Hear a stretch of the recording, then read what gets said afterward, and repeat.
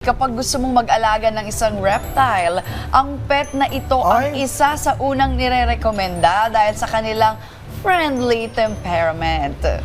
Kaya naman, isa sa masasabing pinaka-popular na exotic pets around the world. Ano nga ba itong tinutukoy ko, Profi? Yan ay ang Mexican Green Iguana. At ngayong Wednesday Pets Day, makasama natin si Jens Del Rosario, isang wildlife conservationist at ang kanyang alagang Mexican Green Iguana. Good morning, Jens, and welcome back dito sa Rise and Shine Pilipinas. Hello po, good morning Ano po. pangalan niya?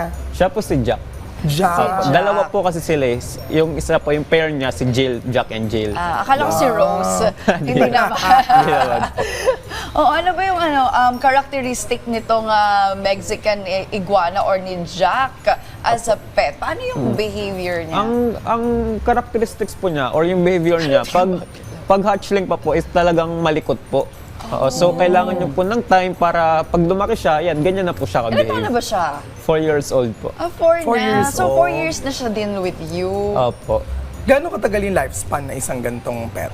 Sa wild po, natatagpuan po siya sa bansang Amerika or Okay. Florida, Mexico. Okay. So, pag nasa wild po, maabot lang po siya ng 8 to 10 years. Pero pag in captivity and may mga complete requirements tayo and maayos po yung pag-aalaga natin, umaabot po siya ng 15 to 20 years. Mas matagal. in fairness. Talagang pag inaalagaan, tumatagal. Dapat. Ang aga nga na naman yan. Isa sa mga pag-aalaga, syempre. Oo naman. Pero grabe, mukha siyang mabait. Do tumitingin siya sa atin. No? Kwentuhan mo naman kami, Jens, paano naman yung feeding habits niya, ano yung diet niya, tapos mahal ba siya pakainin? Yes, I'm talking to you. Actually, Nag-eye-to-eye kami. ang mga iguana po is mga herbivores, strictly herbivores. Ang kinakain lang po nila is mga gulay, mga kangkong, saluyot, malunggay, ayun lang po. And everyday po yung pakain nila. So ayun lang po, hindi naman tayo gagastos ng malaki. Pag bibili tayo ng ulam natin, sabay na natin, 10 pesos, 20 pesos pang bili ng kangkong, okay na po yun. Ayun, ay fairness naman. Pero ano yung care na kailangan nila? Like for instance, in terms of environment or enclosure, dapat ba malaki yung area niya? Or is there specific na space lamang? And in terms of the vitamins and supplements, may mga binibigay pa tayo sa kanya? Kasi yun yung mga ibang dapat yung mga natin maintenance, gawin yung para pagpunta sa talaga vet. mapakita natin yung care at magtagal, di ba, Meiji? Sa enclosure po, pag ganito nakalaki, syempre kailangan din po natin ng mas malaking cage. And ang mga iguana po kasi sila is semi-arboreal. So kailangan may naakyatan silang branches para enrichment na rin po and exercise. Then sa supplements and vitamins, kung ang setup po natin is sa indoor or sa loob ng bahay, so kailangan po natin magbigay ng calcium powder. Opo. Pero pag Para? outdoor, para po mayroon silang source pa rin ng ng Ayun. calcium na nakukuha sa Sa sun. sikat ng araw po if indoor. Pero kapag outdoor, pwede naman po kahit wag na po. Okay. Para sa mga ka-RSP natin na gustong mag-alaga nito, ayan na, gumagalaw siya, no? Nitong Mexican iguana, paano ba yung pag-aalaga sa kanila? And do you also breed if they're interested to get one? Yes po. Actually, nagbe-breed din po kami niyan. Daw po. Tapos, sa mga ganyan naman pong iguana, actually, hindi naman po talaga sila mahirap din i-breed. Basta ma-reach lang po nila yung maturity nila na 3 years old, pwede na po sila i-breed.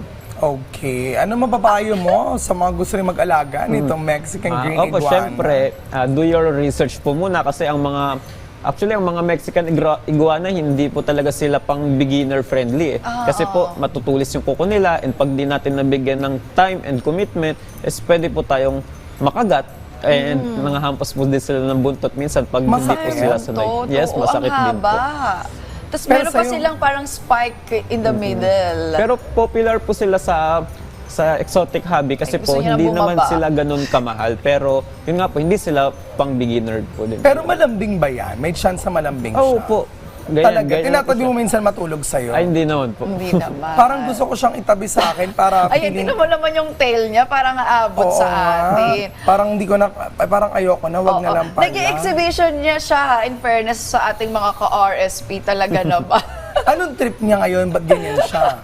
Tingin ko po, naghahanap lang po din siya ng ibang maaakyatan eh. Oo nga.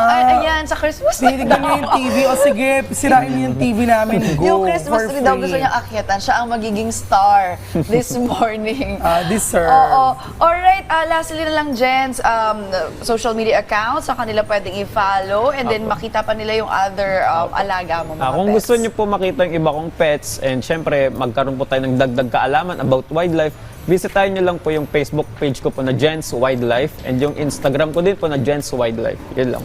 Alright, thank you once again, Jen, sa pagsama sa amin this morning at stay healthy rin sa iyong alagang Mexican green iguana. Again, thank you and advance Merry Christmas. Thank you po. Merry Christmas Thank po. you so much.